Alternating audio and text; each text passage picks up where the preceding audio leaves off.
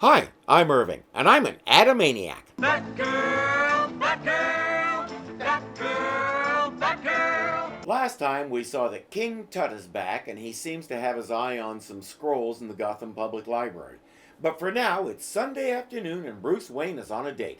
With Barbara Gordon, no less. I was very glad that you could accompany me to the accordion recital this afternoon, Barbara. Oh, there's nothing I like better than hearing Lady of Spain played 8 times in succession. He has a strange idea of what constitutes a date. It is beautiful. And besides, Daddy's been wanting us to get better acquainted for some time now. Indeed. I wonder why. Time passes very swiftly with pleasant company.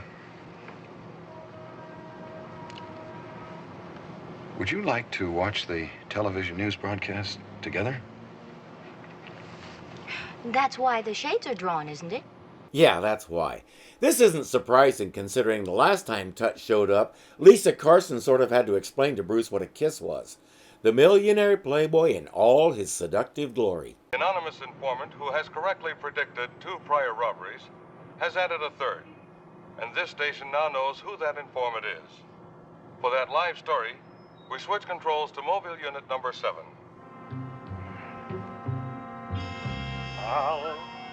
Hello out there in television land. What a surprise. After a bit of King Tut-style dramatics, he makes his next prediction. Andrew's Hockey Puck Factory on West 20th will be robbed before I finish my next sentence.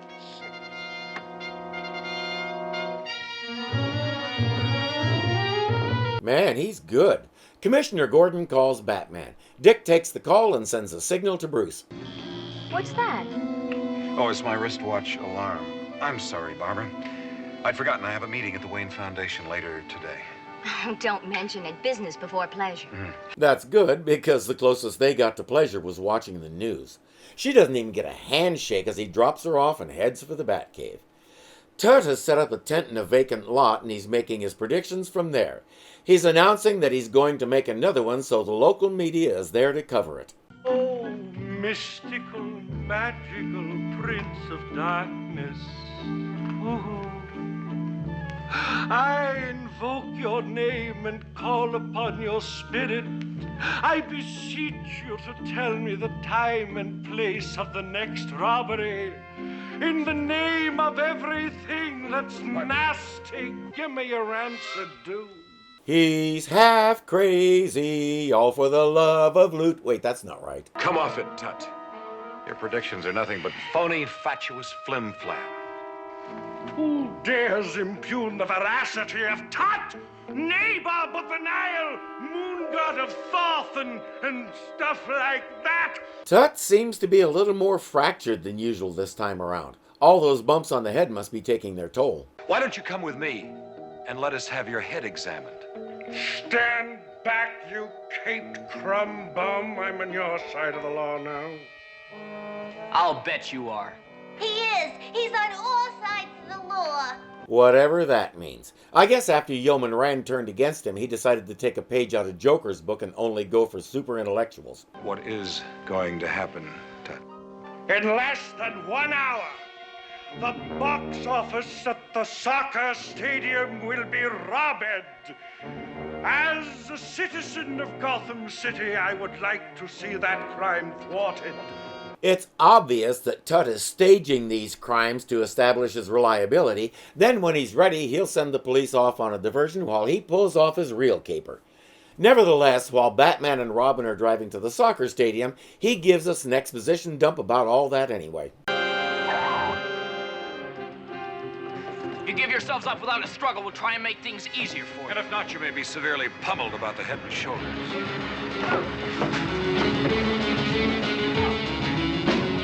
The 3 guys choose the pummeling, but there's a reason why they're willing to do that. Meanwhile, a seemingly innocent idle bystander is neither innocent nor idle.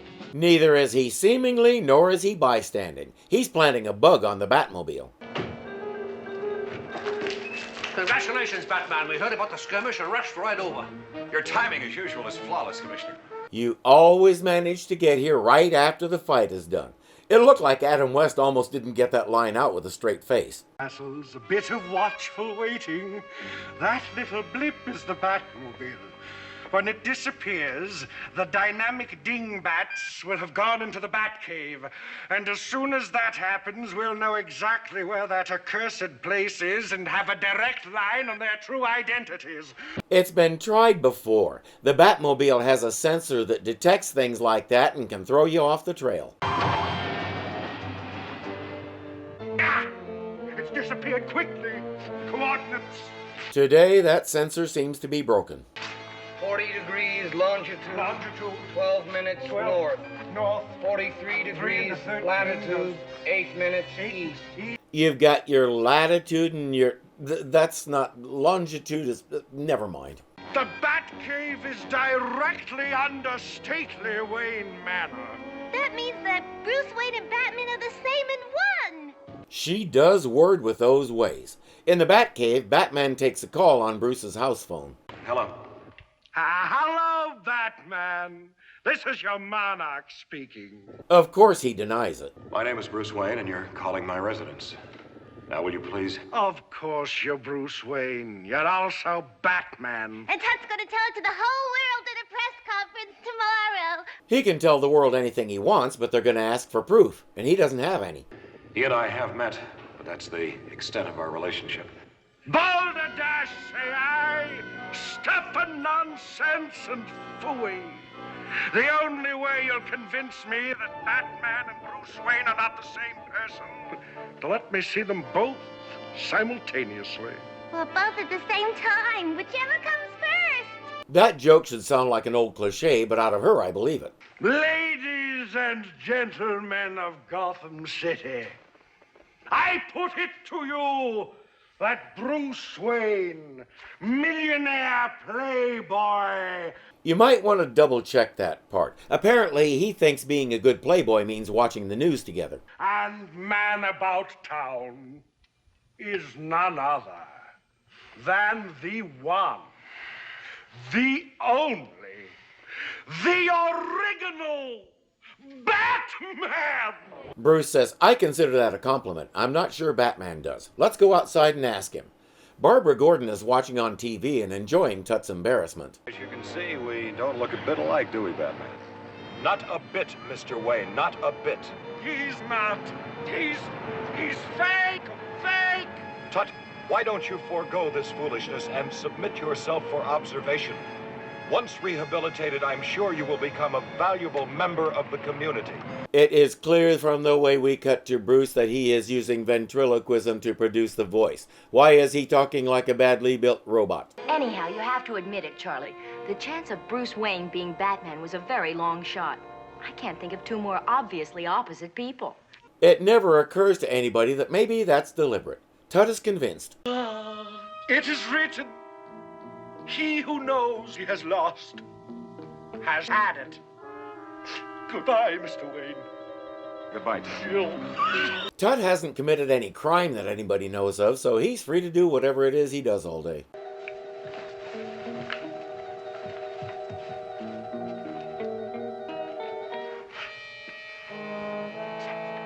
She discovered the book was written in birds, so she had to have Charlie translate. Charlie, did you hear what King Tut said? Well, it was something very interesting. If the quote he quoted is the quote I think he quoted, I may just have figured out Tut's entire plot. It was a mistake only an Egyptian bibliophile would have noticed. Lucky I'm an Egyptian bibliophile. And she's right. His ultimate plan is to steal the ancient scrolls from the library. But why? Scrolls have a very limited market, and those who collect them tend to be pretty stingy. How's he plan to get rich off that? For hidden somewhere within them is the secret of the whereabouts of a statue hidden since the age of Imhotep. The historical Imhotep was a royal official of some kind way back in the 27th century BC. So this statue has been buried for almost 5,000 years. But ancient statues have the problem ancient scrolls do. Small market, low return. So what's with the statue? The great golden statue of the god Osokan. Whoever possesses it, my Aswan damsel, possesses the universe. That's a lot of land. Mama told me to pick a nice Egyptian girl. And this show still finds ways to take those old cliche jokes and make them work. It's awesome. We won't find out how this statue endows ownership of the universe. Instead, we'll go to the Batcave where we're wrapping up a little deception and putting the equipment away. Wow, you came down that pole like a pro, Alfred. I'll bet you always wanted to do that. Indeed I have, Master Robin, but once is enough. From now on, he'll stick to giving villains a wild ride on the pole using the controls upstairs. Much less strain on the joints. Any problem with the airsets, Batman, Robin? Holy Gemini, it worked great.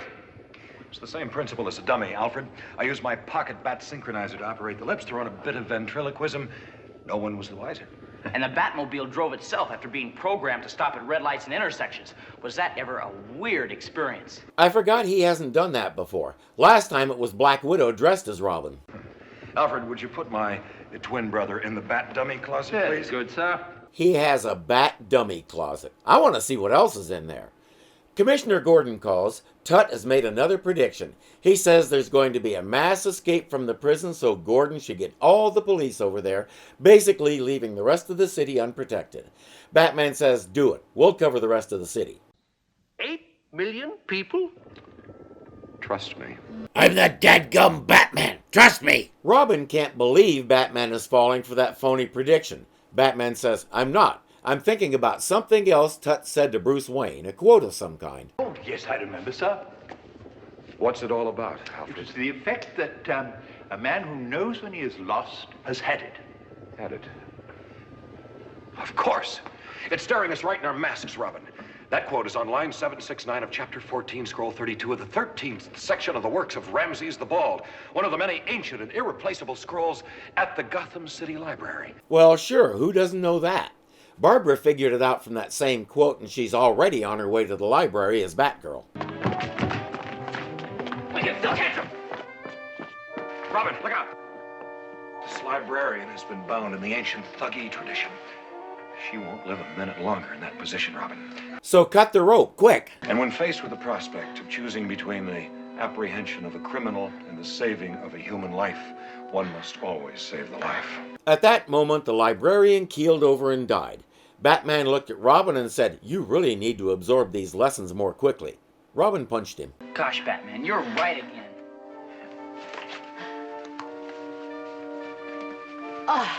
Tut's already back in his hideout with the scrolls. Where's Batgirl? Oh, Tutlings, we have performed a most marvelous theft. The golden statue of Orsicon is almost within our grasp. There she is. She stayed out of sight and followed Tut. Gather up these scrolls and let's make tracks. The only tracks you'll be making are straight to the penitentiary. Girl. Predictably, he says, get her, boys. That was anticlimactic. Then she makes a mistake. How did you figure out my plan? Simple. I recognized a quote from the works of Ramses the Bald and realized then it was the scrolls you were after. I got to the library as you escaped and followed you here. She lets him get her talking. That distracts her attention, and the next thing you know... Batman and Robin will be here momentarily. I blazed a trail for them.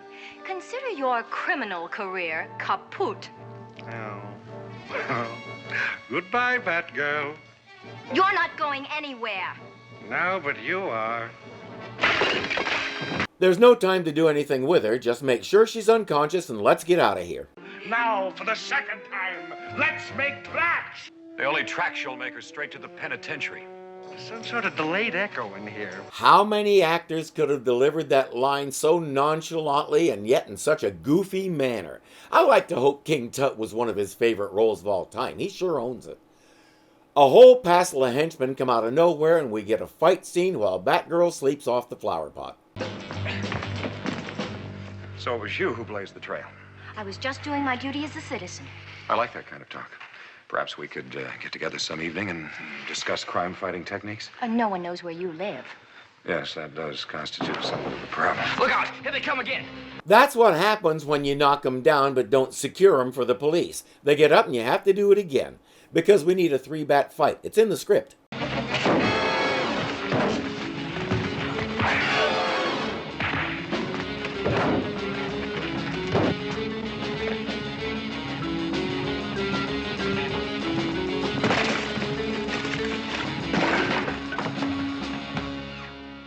Those guys didn't have much fight left in them. Batgirl is gone as usual.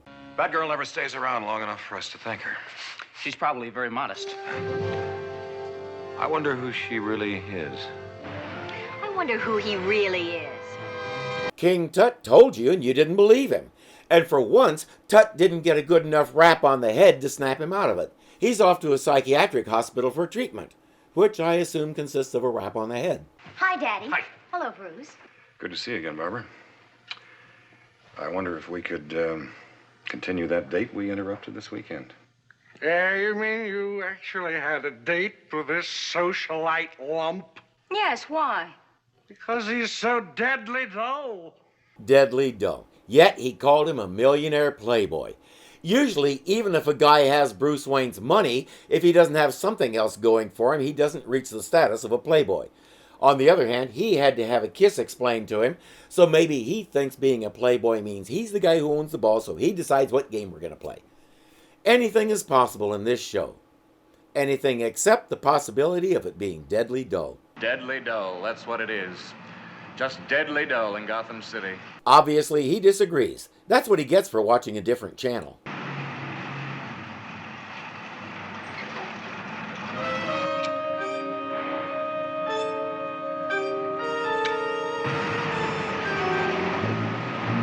What did I say? Deadly dull.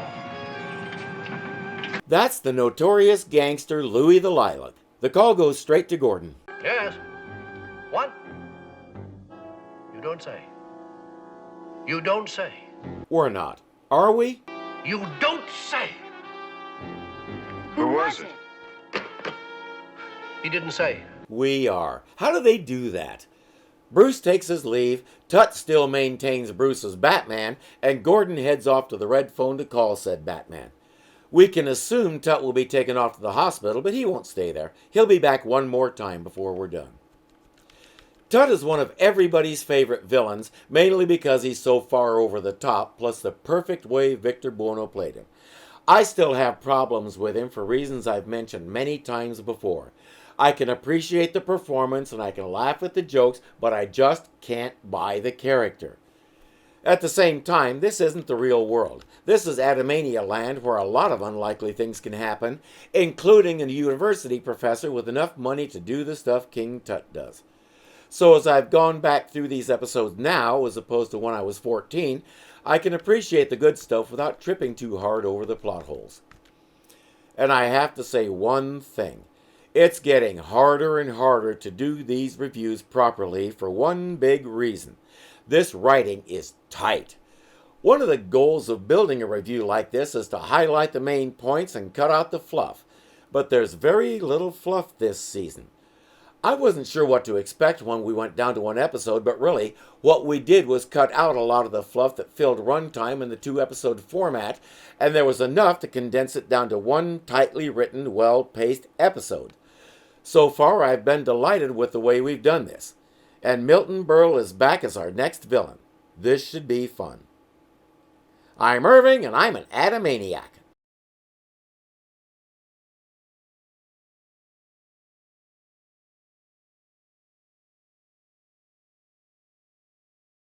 This should be fun. I'm Irving, and I'm an Adamaniac. I got